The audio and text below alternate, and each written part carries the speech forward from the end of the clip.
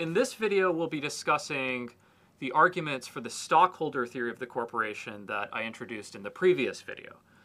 So we're going to start with the first argument I talked about, which is an argument from Milton Friedman, the Nobel Prize-winning economist. So you'll recall that Friedman believes that corporations are obligated only to maximize profits without deceiving their customers or committing fraud. So Friedman thinks that corporations are not obligated to promote social causes or to act socially responsibly. Now, the basic idea behind Friedman's argument is he's going to take the idea that corporations are obligated to act in socially responsible ways, and he's going to try to reduce it to absurdity. So what he does is he says, first, well, look, let's assume that corporations are obligated to act in socially responsible ways.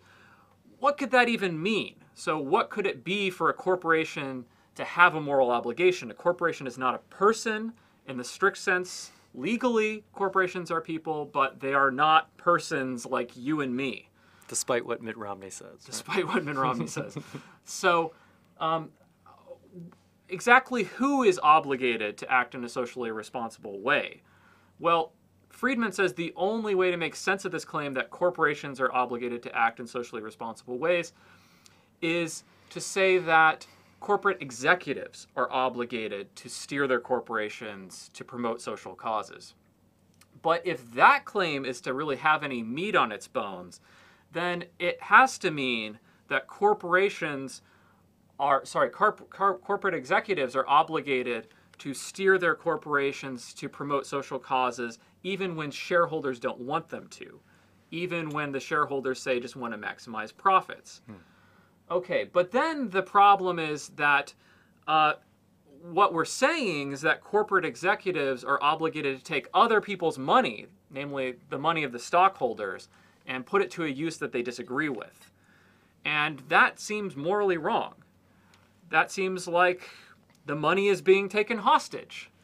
So Friedman says this view that corporations are obligated to promote social causes just doesn't make sense. Interesting. Okay, so I guess two things by way of response. First is the stockholders or the shareholders elect these executives on the board, right? And so there's a sense in which they give over a certain amount of authority to these other people and let them do with the money what they will within certain limits. But I think a larger point here is that to say corporations are obligated to act in socially responsible ways doesn't mean that the executives are obligated to kind of take the shareholders' money hostage and then use it in ways that the shareholders don't want.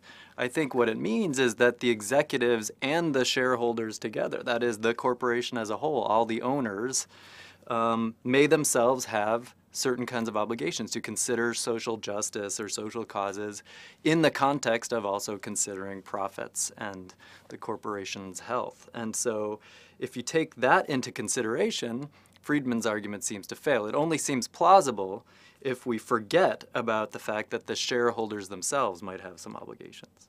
So the second argument for a stockholder theory of the corporation, that is a view according to which corporations are obligated only to maximize profits without deceiving their customers or committing fraud.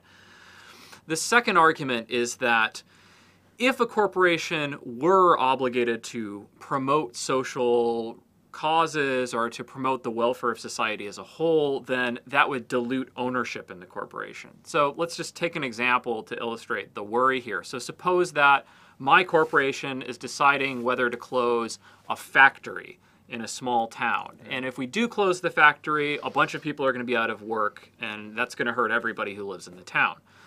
Now, some people who believe in corporate social responsibility would say, look, you, Adam, as corporate executive, have to take into account the interests of the people who live in this town, and you have to decide whether to close this factory by thinking about, in part at least, what these people will be doing if you do close this factory.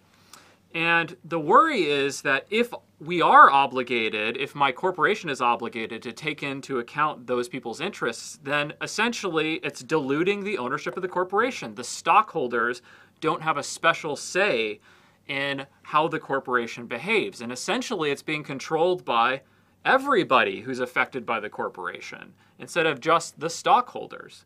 So what's the point of being a stockholder if you don't have a special say in the running of a corporation?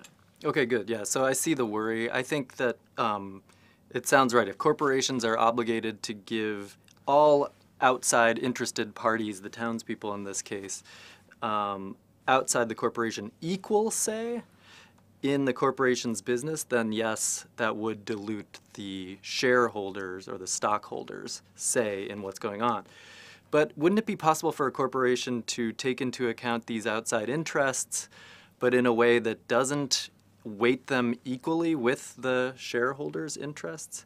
I mean, that way the shareholders are still at the wheel, so to speak, and they make the ultimate call, but they're not just mindlessly pursuing their own betterment. They do take into account the interests of everyone else. It's a difficult question, obviously, how all of this works out in practice and in the case you're discussing. I mean, it seems as though the corporation needs to give some weight to these outside interests without giving equal weight to those interests. And that's going to be difficult to figure out in each case. But who said that running a socially responsible business was an easy thing to do?